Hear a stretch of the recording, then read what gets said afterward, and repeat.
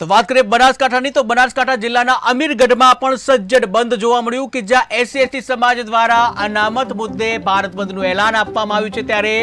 ઇકબાલગઢ વિરમપુર બજાર સજ્જડ બંધ જોવા મળ્યું કે જ્યાં ઇકબાલગઢ વિરમપુર બજાર સજ્જડ બંધ જોવા મળ્યું ત્યારે વેપારીઓએ દુકાનો બંધ રાખી સમર્થન આપ્યું છે ત્યારે બંધના એલાનને સફળ બનાવવા બજારો બંધ કરવામાં આવી છે કે જ્યાં અનામતમાં ક્રિમિલિયર લાગુ કરવાનો જે નિર્ણય સુપ્રીમ કોર્ટ દ્વારા કરવામાં આવ્યો છે ત્યારે કાયદો સરકાર લાવે એ પહેલા સમગ્ર ભારતમાં તેનો વિરોધ કરવામાં આવી રહ્યો છે ત્યારે દેશભરમાં national confederation of Dalit and tribal organisation દ્વારા જે સતત વિરોધ પ્રદર્શન કરવામાં આવી રહ્યું છે ત્યારે જે કહી શકાય કે